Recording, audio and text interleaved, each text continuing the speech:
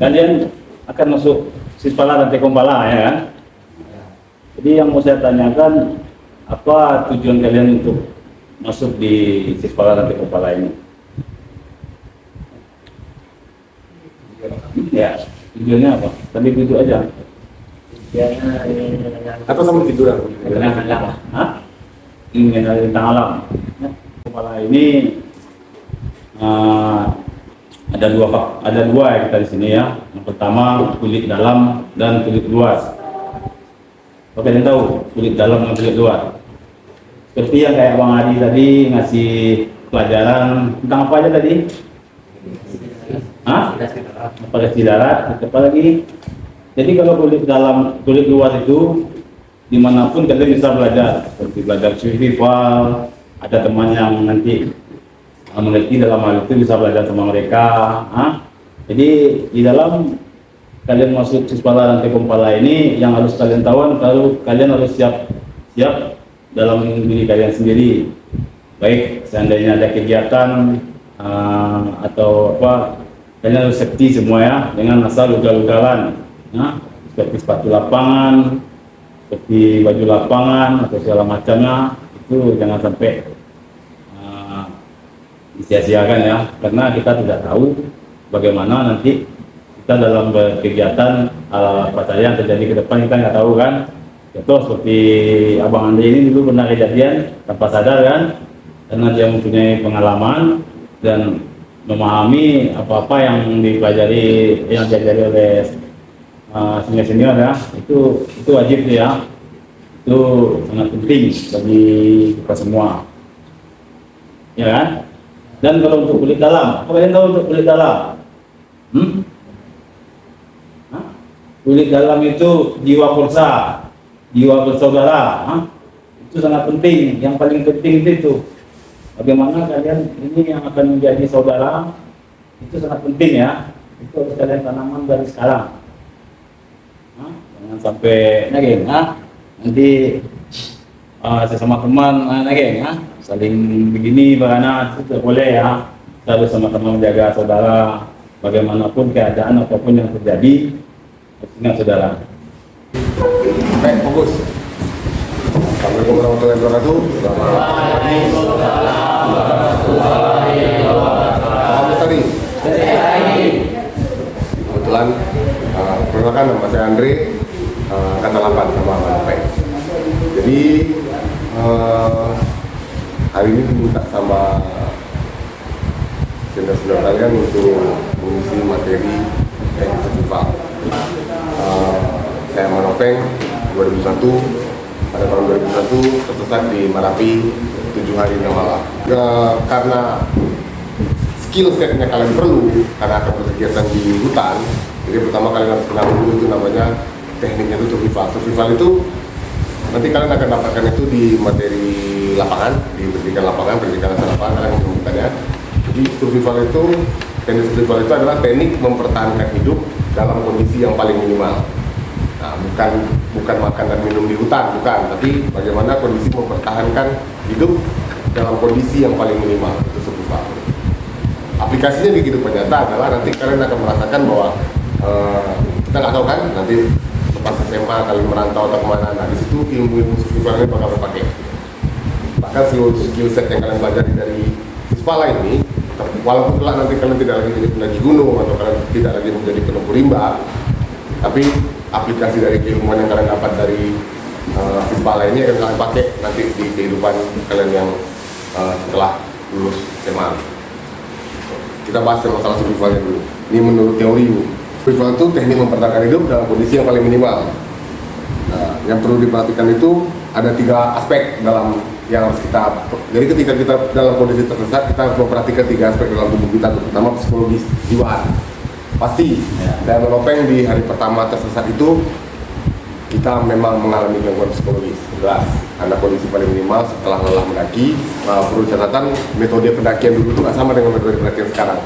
Dulu lebih ekstrim, lebih kuat. Dulu kita tidak kenal pos, kita tidak kenal seperti pos 1, pos 2 kita nggak kenal. Dulu tuh yang ada pesanggerahan, cadas, puncak itu yang rapi. Jadi itu yang kami kenal. Jadi di istilah sekarang itu karena pada pasca kejadian tahun 2001 saya udah stop naik gunung. Saya sudah tidak pernah naik gunung lagi dan mengganti hobi saya menjadi backpacker. Nah, nanti kalian tolong subscribe ya, Pesilat Backpacker sama Karimba. Jadi, real story ini terjadi. Kalau kita mau flashback lagi sedikit, di tahun itulah awal pertama kali siswa Rantai Pepala mendapat pengakuan dari sekolah. Jadi ketika kami bilang itu, kita bergerilya bersama abang-abang yang membimbing kita semua sampai bisa sukses sampai saat ini, melatih semua skill set yang dibutuhkan. Kita terus bergerak, kita terus mengkader angkatan-angkatan baru. Kemudian pada terjadi musibah itu, pihak sekolah ingin mematikan ekskul siswa lain. Alhamdulillah, melalui kehendak lain, saya dan Open ditemukan dan akhirnya legalisasi pertama didapatkan dari sekolah pada saat kami ditemukan kembali. Nah, tepuk tangan lah. Kita akan panik, takut, cemas, dan segala macam. Itu psikologis tuh. Oke, yang kedua tuh fisiologis. Fisiologis itu rasa haus, rasa lapar, lelah, dan lain-lain. Kemudian lingkungan. Lingkungannya berpengaruh nih. Kalau zaman dulu kita nggak kenal hipotermia ya. Kita tahunya dingin aja. Sayangnya dan alhamdulillahnya pas saat kondisi kami survival pada saat itu kita nggak ngerasain dingin ya. Nggak merasakan dingin ketika di puncak, ketika turun kan udah ketika sudah masuk ke lembah masuk ke hutan larangan itu kita udah nggak merasakan dingin lagi. Jadi analisanya ke situ. Nah, yang kalian dapatkan nanti di latihan PDR itu untuk memprepare itu. Karena sebenarnya sejatinya pecinta alam ini kita harus tahu kan kalau misalnya logika komputer itu ada input, ada proses, ada output. Kalau di pecinta alam kita harus tahu nih, gabung ke pecinta alam, diproses, outputnya jadi apa? Nah coba siapa yang tahu? Output pecinta alam ini jadi apa? Output cinta alam ini adalah menjadi relawan, menjadi penolong, menjadi pembantu. Makanya kenapa kalian ditanamkan jiwa korsa dengan skala itu belajar itu memperhitungkan. Karena output dari pecinta alam ini rata-rata mereka adalah yang tergabung dalam tim SAR, pencarian, korban hilang, baik di gunung, di air atau di dimanapun tim SAR bekerja. Jadi outputnya adalah adalah menjadi relawan sebenarnya. Jadi kenapa ilmu-ilmu yang dipelajari itu memang selalu dalam keadaan ilmu-ilmu yang akan dipakai nanti dalam kondisi seminimal mungkin. Nah, ngerti sampai situ? Kalau dalam standar buku ini, standar teori yang sudah dibikin, saya mempercayai bahwa teori teknik survival ini ditulis berdasarkan pengalaman orang-orang yang pernah mengalami kondisi survival. Ya kan, kalau di sini disebutkan itu bahwa pentingnya kalian belajar manajemen perjalanan, safety diri, kemampuan navigasi, karena itu semua skill set yang penting. Itu skill yang paling penting untuk kalian lakukan ketika kalian berkegiatan di alam bebas. Nah, kita tarik ke cerita kami, pada saat itu seluruh logistik perlengkapan kita tinggalkan di Cadas. Jadi kita naik ke puncak itu cuma bawa tas satu aja, isinya ada rokok sama garam sama bawang yang kebetulan terbawa. Nah, ketika kondisi survival, semua alat tadi sudah tinggal di Cadas sama Ucu, sama Firman, sama Iwan.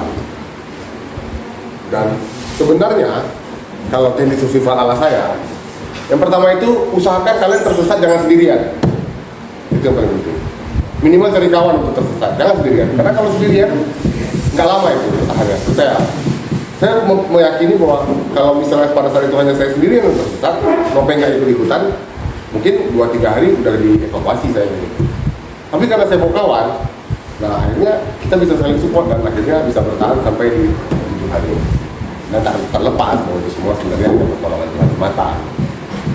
Oke, yang kedua, mau percaya atau tidak percaya, jaga itu di hutan. Kalau misalnya biasanya kalau di sekolah ini super toksik, tolong kendalikan itu nanti di hutan atau di gunung. Percayalah, ada reaksi cepat yang direspon dari orang-orang yang kita tidak bisa lihat dengan mata kita. Gitu ya. Jaga sikap, jaga kelakuan. Karena sejatinya pergi ke gunung atau pergi ke alam bebas itu adalah untuk kita menukrilkan diri kita di hadapan Tuhan untuk menyaksikan karya Tuhan yang maha luar biasa. Yang nggak pernah kita tengok karena memang pemandangan gunung itu aja itu luar biasa. Kalau selama ini kita selalu mendengar cerita tentang surga, kita akan temukan itu di gunung. Tidak ada seperti karena surga yang terhampar di dalam kita. Ini kalian akan belajar tuh cara bikin api, karena setiap berkegiatan itu wajib bukan bakar hutan, tapi bikin api dengan standarnya sendiri, nggak bawa. Mungkin akan dilatih nanti tanpa menggunakan bensin atau alat bantunya. Kalian menggunakan kayu untuk bikin api dan itu bisa bertahan dalam kondisi hujan. Nah itu kita punya tuh. Salah satu jagoan kita bikin api, uju itu bisa bikin hujan dalam kondisi, bisa bikin api dalam kondisi hujan. Tapi tidak bisa bikin hujan. Tapi tidak bisa bikin hujan. Ya. Jadi kalau bikin api itu jangan untuk membakar diri juga ya. Jangan bakar diri, jangan bakar hutan. Iya. Frustasinya kalian, selemah-lemahnya kalian mengadulah pada Tuhan.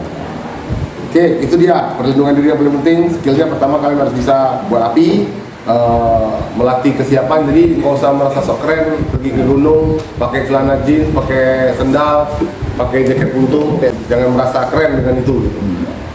Perlengkapan atau safety diri yang terbaik adalah ikhtiar terbaik tuh. Walaupun nanti di gunung kita tidak akan pernah tahu apa yang terjadi nanti, itu sudah jadi ketentuan lainnya. Yang jelas persiapan kita untuk melakukan kegiatan udah steady, ready. Teknik membuat bivak. Coba pindah bivak tahu? Bivak itu tenda hutan. Jadi bukan tenda itu, bukan tenda seperti kalian lihat di Instagram. Sering lewat di Instagram nggak seperti itu. Tendanya itu memang tenda natural. Tenda natural itu kalian bikin main rumah-rumahan yang kalian bikin dari pohon-pohon yang udah batang-batang pohon yang udah di tanah. Jangan ditebang pohon baru yang udah ditebang orang, ditemukan, dikumpul, dibikin nanti. Nah itu penting untuk menjaga diri dari serangan-serangan luar atau binatang atau yang lain-lain. Jadi penting kalian nanti akan dilatih untuk cara membuat bivak. Jadi waktu yang saya pelajari waktu saya pendidikan itu ada kita mengenal 3 bivak ya. Pertama bivak natural, kedua bivak ponco, dan ketiga natural kan sama-sama. Yang ketiga baru bivak yang kalau kebetulan kalian mau tenda, waktu itu kita masih pakai tenda angin ya. Tenda pramuka yang mana ketika hujannya lebih dari 5 menit airnya masuk ke dalam.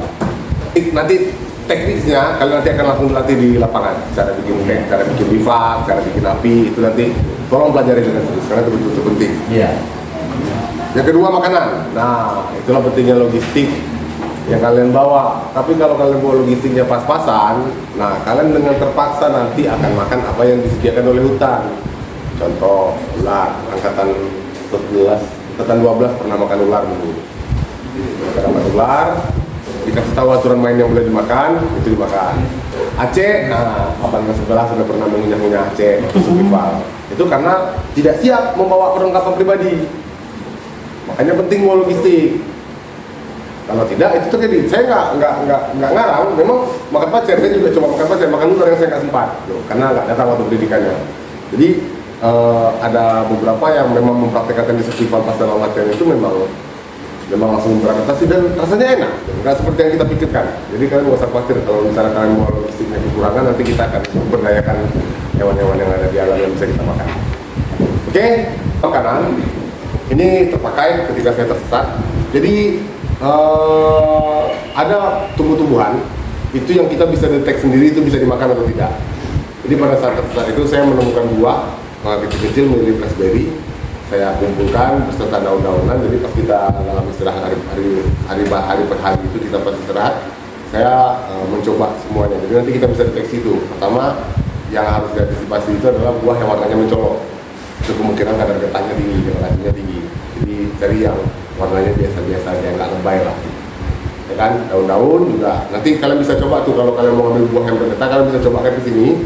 Kalau meninggalkan bekas, artinya itu tidak bisa dimakan. Yang penting yang lebay itu apa? Lebay itu lebay yang kan berlebihan lah misalnya gitu kan. Jadi bisa dicek di sini, nanti kelihatan tuh kalau memutih, berarti kadar lebaynya hilang. Kadar lebaynya hilang. Makanan dari hewan juga, binatang lunak, serangga, sama reptil itu bisa digunakan makan. Makanya penting bawa garam. Jadi garam itu penetralisir dalam kondisi survival. Mau masak apa saja kalian pakai garam. Karena garam itu akan menetralisir racun-racun yang ada di dalam tumbuhan atau yang akan kalian makan itu. Air nih, kita coba aman open waktu itu ya, peng air. Jadi ada air itu banyak, sumber air itu bisa kita ikuti dari arus sungai, itu pertama. Makanya jangan lupa bawa tabung air, atau jangan pernah tinggalkan tabung air bersama teman-temanmu ketika akan hilang. Jadi kami karena kami tidak bawa tabung air, Pak. Nah, kita nggak bawa tabung airnya sudah tinggal sama pasukan di sana. Jadi kita minumnya kita pakai tangan, ambil, minum, keluar airnya dari hidung. Saking banyaknya minum keluar dari hidung. Ketika dari hidung sudah banyak keluar, dia keluar lewat bawah.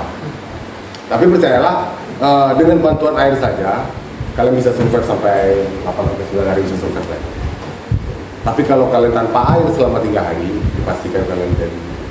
Saya pernah debat sama Bang Andre dulu ya, bukan berdebat. Tanya Bang Andre. Debat, bilang debat. Bukan debat. Debat. Hah? Kalau kita nggak makan nasi selama seminggu, kita masih bisa hidup. Cuman kalau kita tidak minum air dalam 1 hari, kita akan mati.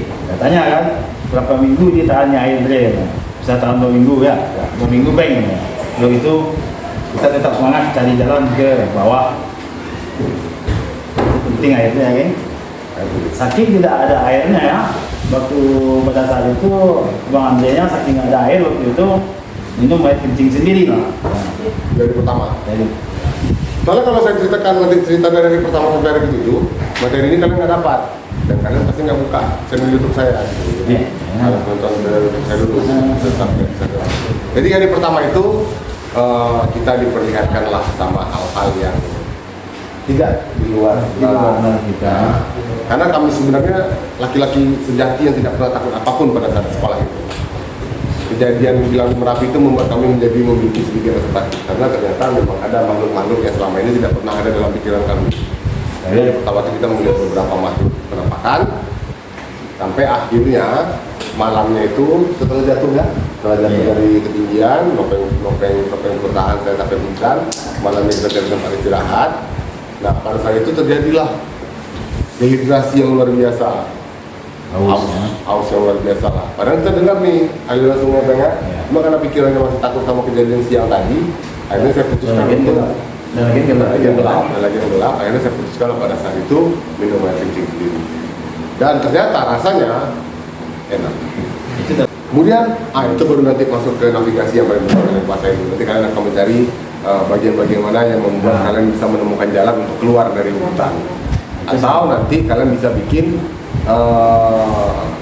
membangun komunikasi sama orang di luar hutan. Misalnya kalian kayak bikin api atau nanti mengeluarkan suara-suara, bahkan terus untuk membangun akses sambil berpikir sambil berjuang tetap usahakan untuk bisa membangun akses atau agar ke posisi kita ditemukan sama orang lain. Mau tanya nggak sama Bang Andre? Tanya lah. Belum masuk ceritanya jauh, belum masuk. Jangan bikin masalah, belum masuk. Biar tumbuhan yang dimakan sama mamalia, jangan sama Mama Sisari, Mama Wiwin, atau Mama Nia. Kalian makan apa yang dia makan. Dan tumbuhan-tumbuhan beracun, getah pohon paku, pohon rengas, buah aren mentah yang menyebabkan gatal-gatal, getah jambu monyet menyebabkan gatal-gatal, kecubung, jangan coba-coba, mabuk kalian nanti itu. Nggak jadi kalian selamat. Kecubung itu di sini, geng. Nah, binatang yang berguna yang bisa dipakai untuk dimakan itu ada ular, kadang, kura-kura tidak dapat dimakan. Lebah bisa diambil madu sama larvanya. Nah, cacing atau siput hutan dapat dimakan tuh. Cacing masih enak digoreng. Ular pun bisa, mau ular berbisa, mau ular nggak ada bisa-bisanya boleh. Oke, terakhir untuk misalkan terpantak ular misalnya kan, tuh. Terpantak itu apa itu? Terpantak tuh tergigit, tercetuk ular, terpantak. Nanti kalau ular berbisa itu ular berpintar berarti Dia serba bisa, guys. Masak bisa, makan bisa. Skillnya banyak lah. Dia orang ular berpintar ya? Ular berbisa, serba bisa ular. Jadi kalau ular gak berbisa itu kan bodoh kan? Tengok lah. Dari pegang-pegang orang dia ketawa-tawa juga kan. Itu kan, makanya harus punya bisa. Percayalah, selagi umur masih muda, kita kan sembahyang sama-sama muda. Jadi latih skill dalam itu terus. Di pelajaran sekolah ini nggak akan jamin kalian bakal jadi orang. Karena kawan-kawan saya dulu waktu sekolah yang bodoh-bodoh jadi manajer, jadi bos, pengusaha, travel banyak. Yang pintar-pintar malah jadi dosen gaji 800.000, 700.000. Jadi intinya yang paling penting kalian dari sebenarnya jangan terpatok sama pelajaran sekolahnya aja. Asal jangan pakai modal ya. Temukan skill kalian, temukan kesukaan kalian, latih itu secara terus menerus. Insya Allah itu akan mendatangkan penghasilan yang luar biasa bagi kalian nanti untuk di hari ke depannya. Sekian dari saya. Sebelum saya tutup, saya harap tidak ada yang mau bertanya. Ada yang mau bertanya kan? Ya.